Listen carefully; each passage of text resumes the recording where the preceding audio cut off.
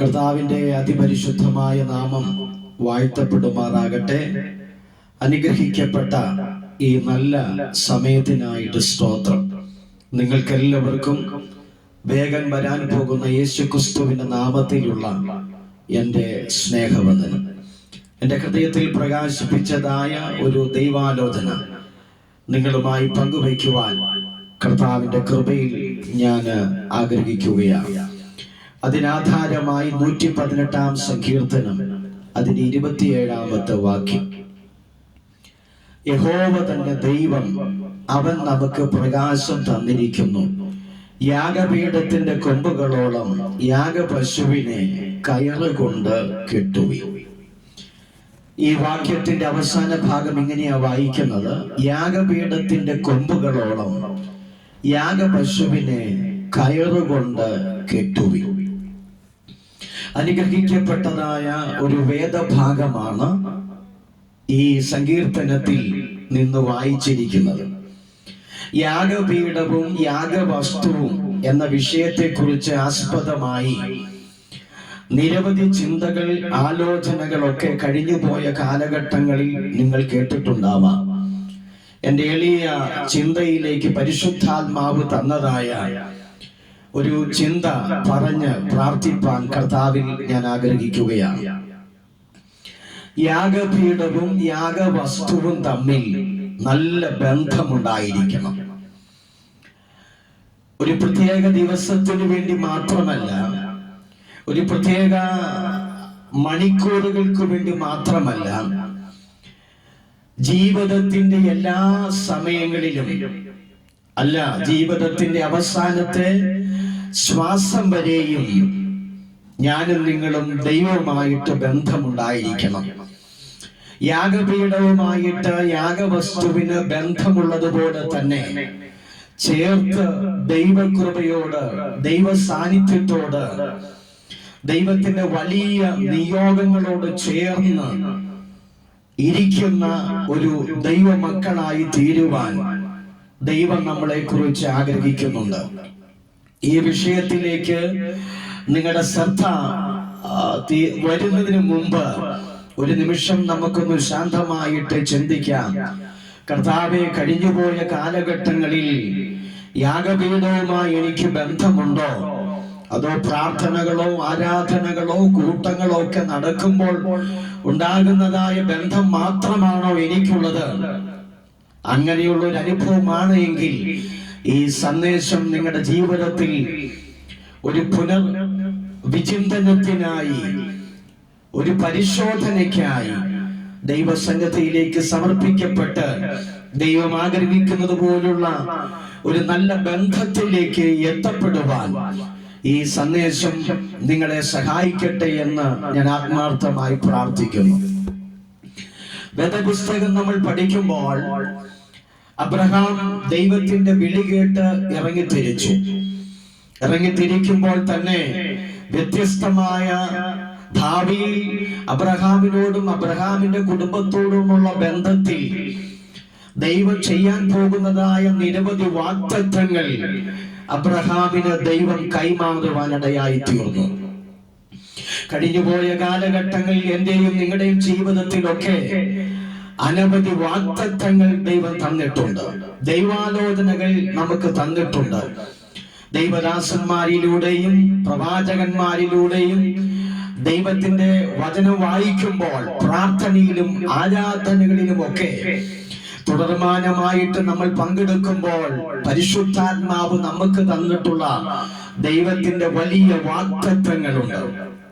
എന്നാൽ ആ വാഗ്ദത്തങ്ങളെല്ലാം നമ്മുടെ ജീവിതത്തിൽ നടക്കണമെങ്കിൽ, അത് സംഭവിക്കണമെങ്കിൽ യാഗപീഠവുമായി നമുക്ക് വലിയ ബന്ധമുണ്ടായിരിക്കണം.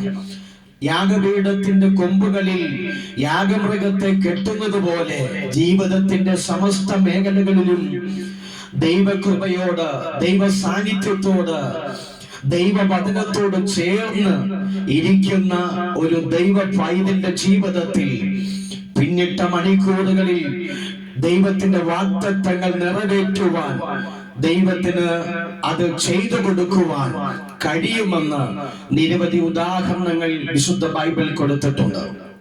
അങ്ങനെ ഒരു സംഭവമാണ് അബ്രഹാമിന്റെ ജീവിതത്തിൽ സംഭവിച്ചിട്ടുള്ള സംഭവം. വാഗ്ദത്തങ്ങൾ പ്രാപിച്ചുകൊണ്ട് ദൈവം പറഞ്ഞതായ സ്ഥലത്തേക്ക് യാത്ര തിരിച്ചപ്പോൾ പ്രധാനപ്പെട്ടതായ 3 സ്ഥലങ്ങളിൽ യാത്രയുടെ ശൈശവ കാലഘട്ടങ്ങളിൽ അബ്രഹാം യാഗം നടത്തിയെന്ന് വിശുദ്ധ ബൈബിളിൽ നമുക്ക് കാണാൻ കഴിയുന്നുണ്ട്.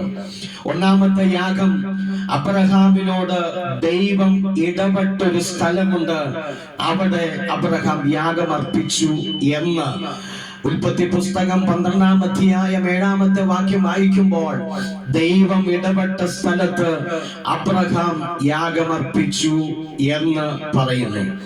എന്റെയും നിങ്ങളുടെയും ജീവിതത്തിൽ ദൈവം ഇടപെടുന്ന സമയങ്ങളിൽ, ഇടപെടുന്ന സ്ഥലങ്ങളിൽ ദൈവത്തിന് വേണ്ടി യാഗപീഠം ഒരുക്കുവാൻ, ദൈവ സാന്നിധ്യം അനുഭവിക്കുവാൻ, തികഞ്ഞ ദൈവത്തിന്റെ കൃപ നമ്മുടെ ജീവിതത്തിന്റെ മേൽ, കർമ്മ മേഖലകളിലും ജീവിതത്തിന്റെ സകല അനുഭവങ്ങളിലും ദൈവത്തിന്റെ പ്രസാദം നമ്മുടെ മേൽ ചൊരിയപ്പെടുവാൻ യാഗപീഠം ഒരുക്കുന്നവരായി തീരണം.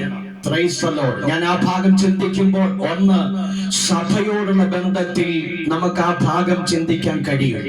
ദൈവത്തിന്റെ നിയോഗത്താൽ, ദൈവത്തിന്റെ ഇടപെടലുകളിൽ ആരംഭിച്ചിട്ടുള്ള ദൈവസഭകൾ വ്യത്യസ്തമായ സ്ഥലങ്ങളിൽ, വ്യത്യസ്തമായ പ്രദേശങ്ങൾ, പട്ടണങ്ങൾ, ഗ്രാമങ്ങൾ, പഞ്ചായത്തുകൾ, കഴിഞ്ഞുപോയ കാലഘട്ടങ്ങൾ ദൈവദാസന്മാരുടെ ബന്ധത്തിൽ ദൈവം ഇടപെട്ട സ്ഥലത്ത് യാഗമൊരുക്കുമ്പോൾ, യാഗമൊരുക്കിക്കൊണ്ടിരിക്കുമ്പോൾ സഭയായി നമ്മൾ ചേർന്ന് ആ ഇടപെട്ട സ്ഥലങ്ങളിൽ നമ്മൾ യാഗമർപ്പിക്കണം. അതൊരുമിച്ചുള്ള യാഗമായിട്ട് നമുക്ക് ചിത്രീകരിക്കാൻ കഴിയും. Praise the Lord. ഞായറാഴ്ച കൂടി വരുമ്പോൾ, ബുധനാഴ്ച കൂടി വരുമ്പോൾ, വെള്ളിയാഴ്ച കൂടി വരുമ്പോൾ, ഉപവാസ പ്രാർത്ഥനയായിരുന്നാലും ഏത് ആത്മീയ കൂട്ടങ്ങൾ നമ്മൾ ഒരുമിച്ച് കൂടുമ്പോൾ മറ്റൊരാളെ യാഗം അർപ്പിക്കുന്നുണ്ടോ എന്ന് നമ്മൾ ശ്രദ്ധിക്കേണ്ട കാര്യമില്ല. വ്യത്യസ്തമായ നിലവാരത്തിൽ അനേക ജനങ്ങൾ കടന്നു വന്ന് ദൈവത്തെ സ്തുതിക്കുകയും ആരാധിക്കുകയും ചെയ്യുമ്പോൾ അതെല്ലാം യാഗങ്ങൾക്ക് തുല്യമാണ്. അങ്ങനെ സഭയായി ഒരുമിച്ച് യാഗമർപ്പിക്കുവാൻ പരിശുദ്ധാത്മാവ് നമ്മെ സഹായിക്കട്ടെ. അബ്രഹാമിന്റെ ജീവിതത്തിൽ ഒന്നാമത്തെ യാഗപീഠം ദൈവം ഇടപെട്ട സ്ഥലത്ത് അബ്രഹാം യാഗമർപ്പിച്ചു എന്ന് രേഖപ്പെടുത്തിയിരിക്കുന്നു. ഈ ദിവസങ്ങളിൽ നമ്മളോട് ദൈവം ഇടപെടുന്ന സ്ഥലങ്ങളിൽ, നമ്മളോട് ദൈവം സന്ദർശിക്കുന്ന സ്ഥലങ്ങളിൽ, ദൈവം നമ്മളോട് പറഞ്ഞതായ സ്ഥലങ്ങളിൽ, അത് ദേശത്തിന്റെ വിവിധ സ്ഥലങ്ങളിൽ, ഭാരതത്തിന്റെ വിദേശ സ്ഥലങ്ങളിലൊക്കെ നമുക്ക് യാഗപീഠം ഒരുക്കുവാൻ ദൈവം നമുക്ക് ആലോചന തന്നിട്ടുണ്ടെങ്കിൽ ഈ നിലകളിൽ ഒരുക്കുവാൻ പരിശുദ്ധാത്മാവ് നമ്മെ സഹായിക്കട്ടെ.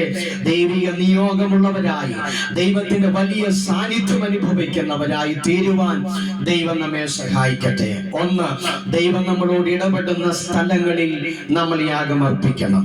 രണ്ടാമതായിട്ട് അതേ അധ്യായത്തിൽ 12-ാം അധ്യായം അതിൽ 8-ാമത്തെ വാക്യം വായിക്കുമ്പോൾ അബ്രഹാം പാർത്ത സ്ഥലത്ത് യാഗമർപ്പിച്ചു എന്ന് 12-ാം അധ്യായം അതിന്റെ 8-ാമത്തെ വാക്യത്തിൽ കൊടുത്തിരിക്കുന്നു. അബ്രഹാം പാർക്കുന്ന സ്ഥലത്ത് യാഗമർപ്പിച്ചു എന്ന് പറഞ്ഞാൽ അബ്രഹാമിന്റെ വീട്ടിൽ യാഗപീഠമുണ്ടായിരുന്നു എന്ന് ആ ഭാഗം നമ്മളെ പഠിപ്പിക്കുന്നു. നമ്മുടെ വീടുകൾ യാഗപീഠമായി മാറണം. നമ്മൾ പാർക്കുന്ന ഭവനം ദൈവത്തിന്റെ പ്രസാദം കൈക്കൊള്ളുവാൻ, യാഗപീഠം ഒരുക്കുന്നവനായി തീരുവാൻ കർത്താവ് നമ്മെ സഹായിക്കട്ടെ. നമ്മുടെ വീടുകളിൽ യാഗപീഠം ഒരുക്കാറുണ്ടോ?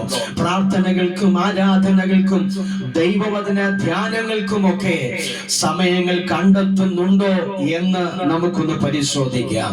അബ്രഹാം പാർത്ത വീട്ടിൽ അബ്രഹാം യാഗപീഠം ഒരുക്കി. നമ്മൾ പാർക്കുന്ന വീട്ടിൽ യാഗപീഠം ഒരുക്കുന്നവരായി നമുക്ക് തീരാം. സ്തോത്രം. ഒരുമിച്ചുള്ള പാട്ട്, കുടുംബമായി ചേർന്നുള്ള പാട്ടുകൾ, ആരാധനകൾ നമ്മുടെ ജീവിതത്തിൽ വലിയ അനുഗ്രഹങ്ങൾക്കും വലിയ വിടുതലിനും കാരണമായി തീരുവാൻ ഇടയായി തീരും. അതിനായി ദൈവസന്നിധിയിലേക്ക് സമർപ്പിക്കാം. കർത്താവെ, കഴിഞ്ഞുപോയ നാളുകളിൽ എന്റെ ഭവനത്തിൽ എനിക്ക് യാഗം ഒരുക്കുവാൻ കഴിഞ്ഞില്ല. പാട്ടും പ്രാർത്ഥനകളും ആരാധനകളും പലപ്പോഴും മുടങ്ങിപ്പോയിരിക്കുന്ന അനുഭവങ്ങളാണ്.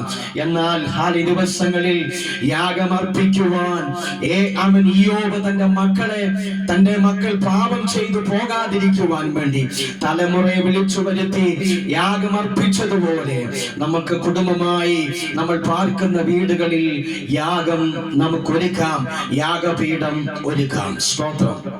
മൂന്നാമതായിട്ട് അബ്രഹാമിന്റെ ജീവിതത്തിൽ കാണുന്ന മൂന്നാമത്തെ യാഗപീഠം 13-ാം അധ്യായം 18-ാമത്തെ വാക്യമാണ്. കൂടാരം നീക്കി അടിക്കുമ്പോഴെല്ലാം അവിടെയെല്ലാം അബ്രഹാം യാഗപീഠം ഒരുക്കി എന്നാണ് കൊടുത്തിരിക്കുന്നത്. എന്ന് പറഞ്ഞാൽ എവിടെ പാർത്താലും, ഇവിടുന്ന് യാത്ര ചെയ്ത് മറ്റൊരു സ്ഥലത്ത് ചെല്ലുമ്പോഴും അവിടെയും അബ്രഹാം യാഗമർപ്പിച്ചു. കൂടാരം മാറ്റി അടിക്കുമ്പോഴും യാഗപീഠം ഒരുക്കുന്നതിൽ അബ്രഹാം മടി കാണിച്ചില്ല. കാരണം കഴിഞ്ഞ നാളുകളിൽ ദൈവം ഇടപെട്ട ദൈവിക ദൂതുകൾ നിവർത്തിക്കണമെങ്കിൽ അത് അബ്രഹാമിന്റെയും തന്റെ കുടുംബത്തോടെ ബന്ധത്തിൽ അത് സംഭവിക്കണമെങ്കിൽ യാഗപീഠം ആവശ്യമാണ്, ആരാധന ആവശ്യമാണ്. ആ യാത്രയിലും കൂടാരങ്ങൾ മാറ്റി അടിക്കുമ്പോഴും ചെല്ലുന്ന സ്ഥലത്ത് വന്ന സ്ഥലത്ത് അബ്രഹാം യാഗപീഠമൊരുക്കി എന്നുള്ളതാണ്. എന്ന് പറഞ്ഞാൽ യാഗപീഠവുമായിട്ട് അബ്രഹാം ചേർത്ത് കെട്ടി, യാഗപീഠവുമായിട്ട് അബ്രഹാമിന് ശക്തമായൊരു ബന്ധത്തിലേക്ക് വരുവാൻ കഴിഞ്ഞു എന്നുള്ളതാണ്. അതുകൊണ്ട് പ്രിയ ദൈവമക്കളെ, ഈ ദിവസങ്ങളിൽ നമുക്ക് ലഭിക്കപ്പെടുന്ന അവസരങ്ങൾ ദൈവ സാന്നിധ്യവുമായിട്ട് നമുക്ക് ചേർന്നിരിക്കാം, ദൈവകൃപയുമായിട്ട് നമുക്ക് ചേർന്നിരിക്കാം. അതുകൊണ്ടാണ് യാഗപീഠത്തിന്റെ കൊമ്പുകളോളം യാഗപശുവിനെ കയറുകൊണ്ട് കെട്ടുവി. ഞാനും നിങ്ങളും യാഗവസ്തുവാണ്. ദൈവ സാന്നിധ്യമായ യാഗപീഠത്തോട് ചേർന്നിരിക്കുവാൻ ഈ നാടുകൾ കർത്താവ് നമ്മെ സഹായിക്കും. യാത്രയിലും നമുക്ക് യാഗപീഠം ഒരുക്കാം, നമ്മൾ പാർക്കുന്ന വീട്ടിൽ നമുക്ക് യാഗപീഠം ഒരുക്കാം, ദൈവം ഇടപെടുന്ന സ്ഥലങ്ങളിലും നമുക്ക് യാഗപീഠം ഒരുക്കാം. അതിനായി കർത്താവ് നമ്മെ സഹായിക്കട്ടെ. ദൈവം അനുവദിക്കുന്ന പക്ഷം ഇതിന്റെ ബാക്കി ഭാഗങ്ങൾ തുടർന്ന് നിങ്ങളുമായിട്ട് ഞാൻ പങ്കുവയ്ക്കാൻ കർത്താവിൽ ആഗ്രഹിക്കുന്നുണ്ട്. ആമേൻ. വാക്യം ഇങ്ങനെയാ വായിക്കുന്നത്: യാഗപീഠത്തിന്റെ കൊമ്പുകളോളം യാഗപശുവിനെ കയറുകൊണ്ട് കെട്ടുവി. ദൈവ സാന്നിധ്യത്തോട്, ദൈവകൃപയോട് നമുക്ക് ചേർന്നിരിക്കാം. ഈ ചിന്തകളാൽ കർത്താവ് നിങ്ങൾ എല്ലാവരെയും ധാരാളമായി അനുഗ്രഹിക്കുമാറാകട്ടെ. ആമേൻ.